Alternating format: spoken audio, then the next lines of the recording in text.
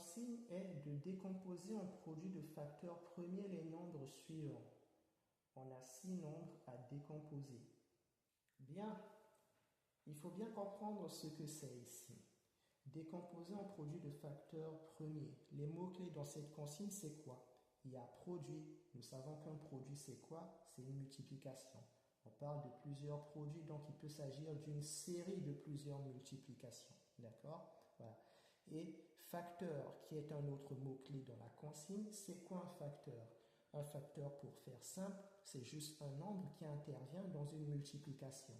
Quand je dis 2 fois 3, eh bien 2 et 3 sont des facteurs, n'est-ce pas? Car ils interviennent dans la multiplication dont on parle. Et premier, facteur premier, on entend donc un nombre premier. C'est justement l'objet de notre thème. Qu'est-ce qu'un nombre premier? La définition d'un nombre premier, c'est que c'est un nombre qui n'a que 2 diviseurs. 2 diviseurs qui vont être 1 et lui-même. Quand on parle de diviseur ici, on parle de diviseur au sens d'une division euclidienne, n'est-ce pas? Ça veut dire que les nombres qui doivent diviser ces nombres doivent, dans leur division, ne donner que des résultats entiers, n'est-ce pas? Voilà, ça va être ça qu'on considérera comme diviseur. Car sinon, bien sûr, tout nombre peut être divisé par un autre, mais il y a des divisions qui vont donner des nombres à virgule. Or ici, on ne parle pas de ça. On veut des divisions qui vont donner à chaque fois des résultats entiers. Et donc, pour les nombres premiers, c'est ça pour le petit rappel. Ils n'ont que 2 diviseurs. Et donc ici, ce qu'il faut comprendre, c'est qu'il faut décomposer en produit de facteurs premiers, donc décomposer en une suite de plusieurs multiplications où les facteurs, donc où les nombres qui vont intervenir dans ces multiplications seront tous des nombres premiers. D'accord? Voilà, on ne veut pas de nombres qui ne soient pas premiers dans la décomposition en question. Alors, on va y aller directement en pratique.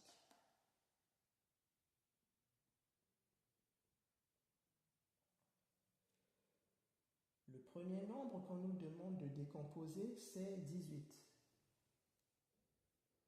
Évidemment, avant de vous présenter mon résultat, je vous demande de réfléchir, comme toujours de votre côté les amis. Voilà, faites ce que vous savez faire avant de voir ce qu'il faut faire. Allons-y.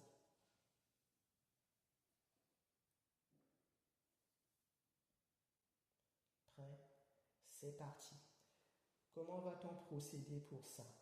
Eh bien, pour décomposer notre 18, la technique que je vous propose ici, c'est de trouver petit à petit des nombres qui vont diviser 18 jusqu'à un certain point.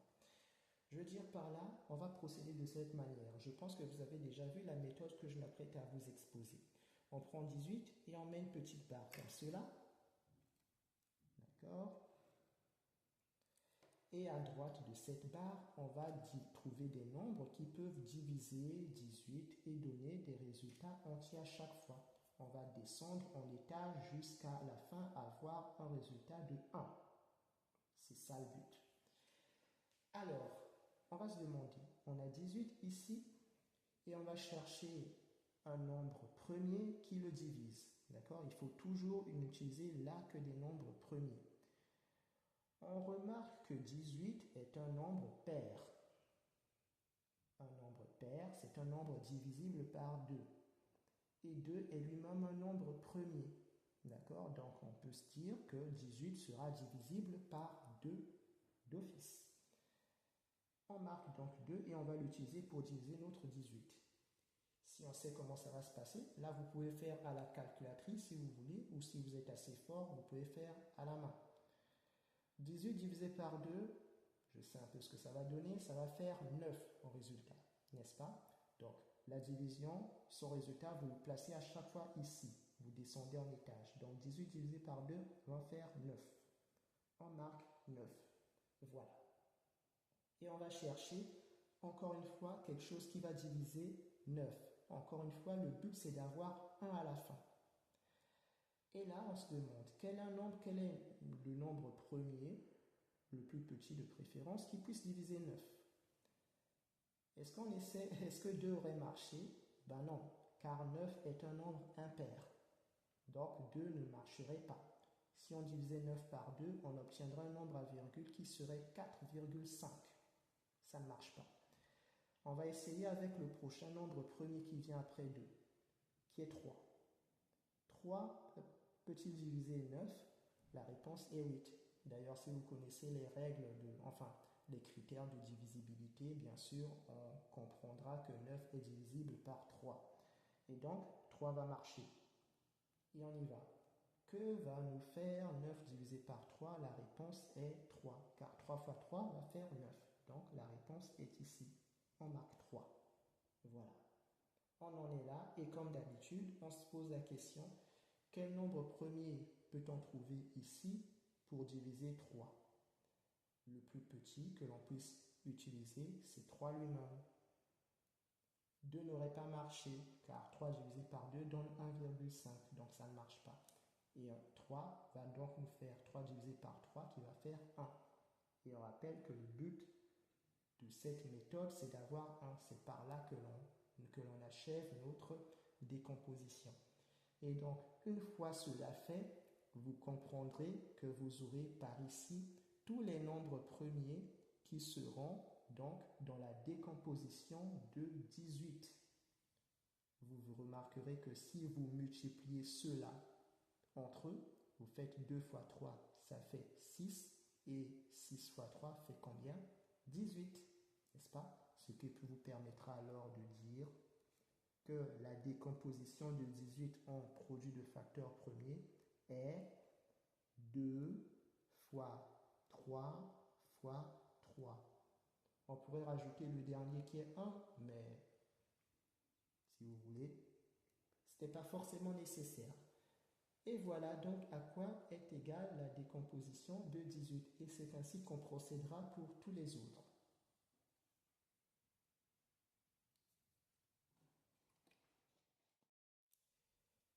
Et le prochain nombre à décomposer est 32. Et je vous laisse procéder de votre côté avant de faire ensemble ce qui doit être fait. À tout de suite les amis.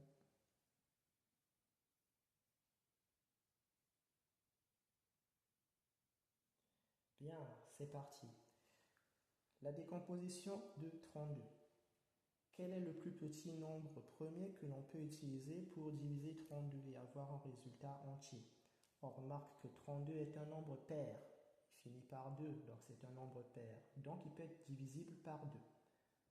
Je vais mettre d'abord par ici tous les nombres qui vont diviser avant de mettre la barre que l'on a utilisée tout à l'heure. Donc, 32 divisé par 2 va faire quoi? Si on sait, ça va nous faire 16. Résultat par ici, 16. Et voilà. Et on poursuit. Quel nombre premier peut-on utiliser pour diviser 16 à nouveau? 16 est un nombre pair, donc il est encore divisible par 2. On peut réemployer donc notre 2, voilà. Et que font 16 divisé par 2? Ça va nous faire 8. Et voilà. Même question. Par quoi peut-on diviser 8? Par quel nombre premier peut-on diviser 8? La réponse est 2 encore une fois, car 8 est un nombre pair. Et voilà. Et 8 divisé par 2 va nous faire 4. Même question.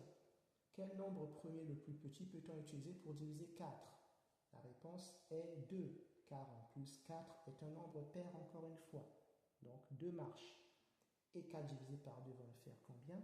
2. Et même question, par quel nombre premier le plus petit peut-on diviser 2? Eh bien, la réponse est 2. Voilà. 2 divisé par 2 va faire 1. Et du fait que nous ayons obtenu 1, la division s'achève. On peut marquer notre barre comme ça. Et conclure que l'ensemble des nombres que nous avons par ici vont constituer la décomposition en produit de facteurs premiers de 32. On peut donc écrire de tout ça que 32 est donc égal à 2 fois 2 fois 2 fois 2 fois 2, 5 fois. 2 fois 2 fois 2 fois 2 et fois 2, 5 fois. On peut rajouter fois 1 si on veut. Et voilà. On peut l'encadrer. Même question ensuite pour 65. On y va. À vous les amis. 65 à décomposer.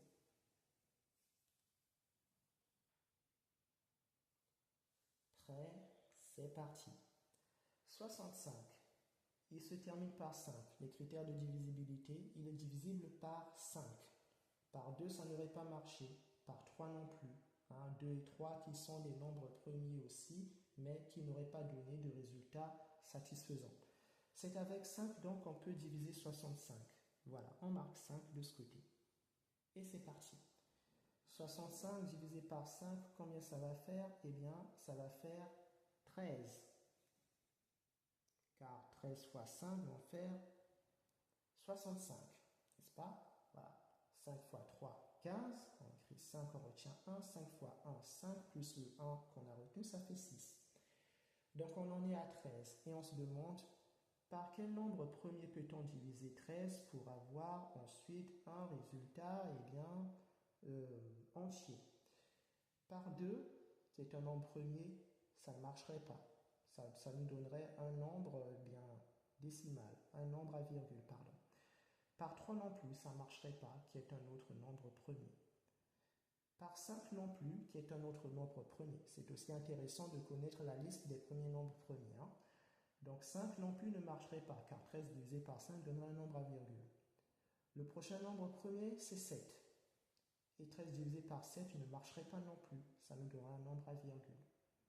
Le prochain nombre premier après 7, c'est 11. Et 13 divisé par 11 ne marcherait pas. Et enfin, après 11 qui vient, c'est 13 lui-même, n'est-ce pas? Et 13, on l'utilise. 13 divisé par 13 va faire 1.